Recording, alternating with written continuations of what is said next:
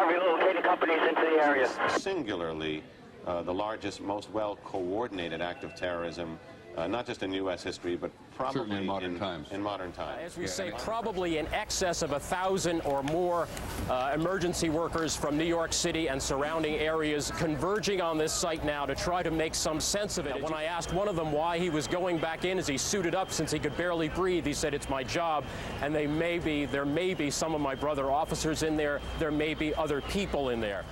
Squad 1-8.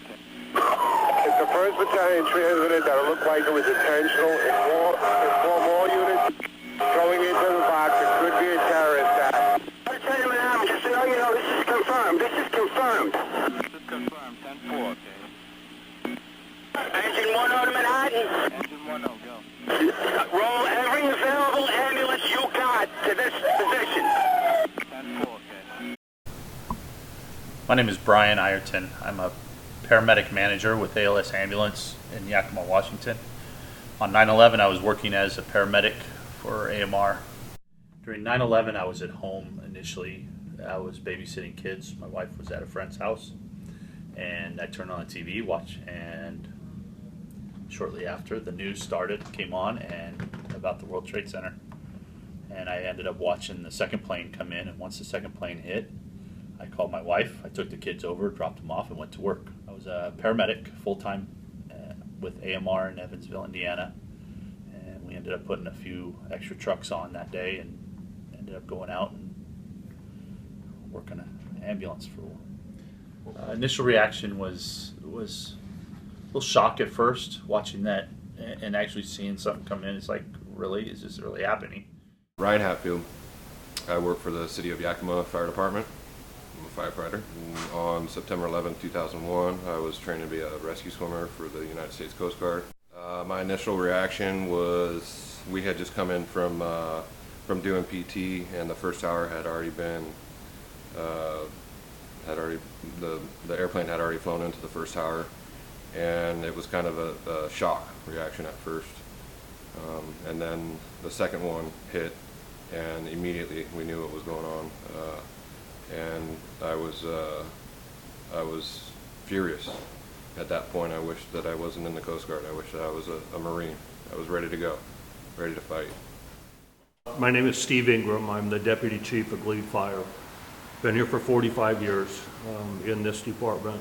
Retired from the Hanford site with 33 years jointly between this organization and that one. So once word got out what had happened, we turned the TV on and could see that what was happening in New York, and kind of a disbelief, almost like you were watching a movie or something, and didn't know what was going to happen next.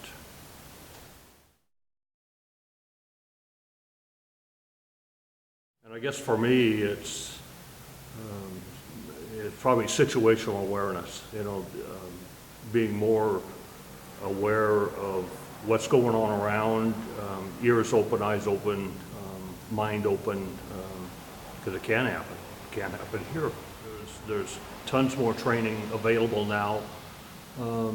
We as a community, as an EMS community across this country, I think had a bit of a naive security blanket that was proven on 9/11 that we are vulnerable.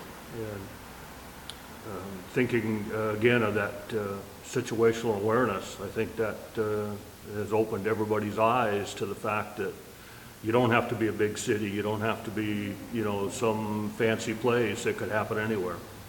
I would like to think that the EMS system has learned how we communicate between departments, whether it's federal, city, county.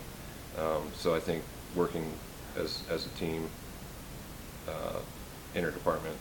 We've learned that we actually need to work together.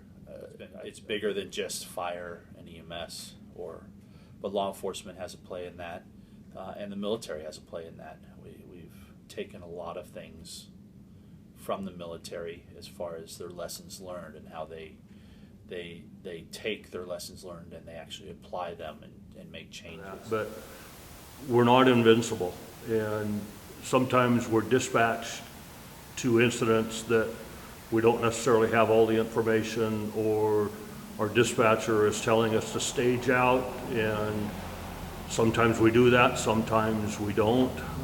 As a community, I think we need to be paying more attention to our vulnerabilities and taking a little more cautious approach to some of the things that we can get involved in. And weapons of mass destruction being one, or, you know, a chem bio issue, or more closer to home that we all encounter is our domestic issues, drug related or domestic related.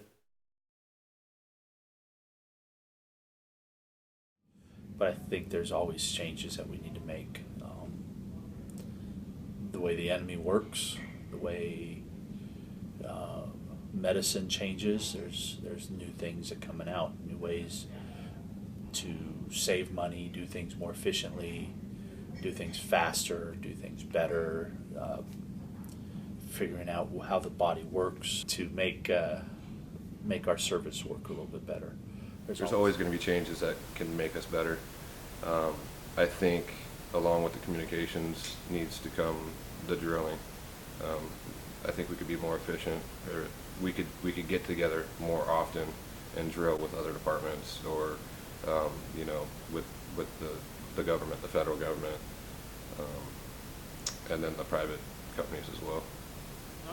Continued training, you know, equipment-wise, I mean, how much stuff can we carry? And, you know, we're beginning to work better together as a community between fire, medical, and law enforcement, and I think that needs to continue or expand. A lot of our training is joint training in that we all need to understand what each other is responsible for and how we go about accomplishing those tasks, and continue that endeavor and continue that situational awareness. Okay, this is the Red Squad. Thanks for watching our video. We'd like to reflect on what we learned over the course of interviewing the few people that we have. One of the things that I took away from it is that even though the EMS system has changed drastically, there's still one thing that tends to lack, and I feel that's communication. And I think that happens in most areas other than just EMS, but with the leaps and bounds we've had in some other medicine, the communication still seems to be something that can be improved on. And I'm Devin, and what I picked up was, you know, anything can happen at any time, and if you're not willing to put yourself in the position like those responders in New York were, or go into that building knowing the outcome, maybe you might want to think about something else, because we have a duty, and if we're called to it, we need to respond no matter what, even in a small town like this. Probably one of the biggest takeaways for me as I did some research and kind of looked at 9/11 and what happened there is, and it was kind of touched on here in the video, but you never know what you're going to get into. You never know what the call is going to turn into. So it's important to not only ensure that the scene is safe, but continue to maintain that situational awareness. Keep your head on a swivel, and just make sure you're paying attention and have your head up. What I took away from it was kind of what Keith said. You never know what you're going to get into, so if you feel like you need it, call for it. You can always send them back, even if you don't need them. Thanks for watching.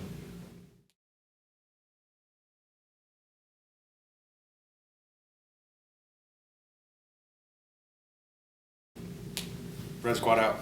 Bye. Cool. How you guys feel? Oh, Feel good.